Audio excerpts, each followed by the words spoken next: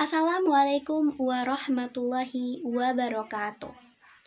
Bapak sareng ibu guru anu kusim kuring nipi kahormat, langkung tipayun, hayu urang manjatkeun puji sinareng syukur ka Gusti Allah Subhanahu wa taala anu tos masihan kasehatan pikeun urang sadaya.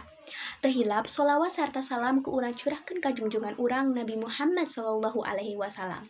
Nepangkeun wasta abdi ti Takalita ti kelas 11 MIPA 4, abdi di dieu bade dugikeun pamadegan abdi ngeunaan kurang efektifna PR pikeun perkembangan kemampuan murid sakola.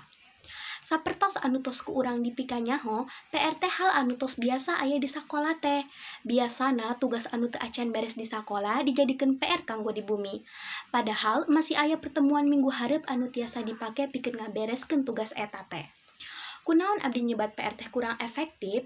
Kusabab para murid teh ngagaduhan kagiatan nu lain nu kedah dilakukeun di bumina masing-masing.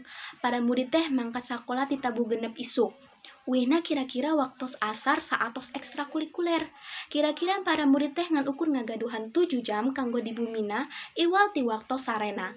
7 jam eta teh kanggo bebersih diri, dahar, bebentu pun biang sareng pun rama, waktu pikeun ka Gusti Allah, acan deui kanggo diajar pikeun enjing. Ieu teh teu acan diitung hiburan, waktu pikeun kulawarga sareng lamun aya kendala. Kacida seueurna ieu kagiatan, capek atau sakola kedah ditambah ku ieu ongkoh. Lamun aya PR, biasana para murid teh ngorbankeun teu diajar kanggo enjing, tur leuwih milih ngisian PR. Tapi anu matak leuwih ngaganggu nyaeta para murid jadi moal bisa ngasah bakatna masing-masing di bumina. Sajam kanggo ngabereskeun PR tiasa dianggo pikeun ningkatkeun bakat atanapi ningkatkeun kemampuan murid anu teu diajarkeun di sakola. Bisa oge dipake kanggo milarian hobi anyar pikeun nambah pangabisa. Hal ieu leuwih sae tibatan ngabereskeun PR anu tiasa dilanjutkeun di sakola di pertemuan salanjutna. Di bumi mah waktu ngumpul sareng kulawarga, sareng ngaekspor diri, kasehatan mental ge kudu diperhatikeun. Jadi, saur abdi mah leuwih sae lamun PR diteu ayakeun. Lamun tugas teu beres dina waktu harita, tiasa dibereskeun di pertemuan selanjutnya ku cara di waktu. Di bumi mah murid teu kedah mikiran sakola deui. Di bumi mah waktu kanggo kulawarga sareng ngembangkeun kemampuan diri.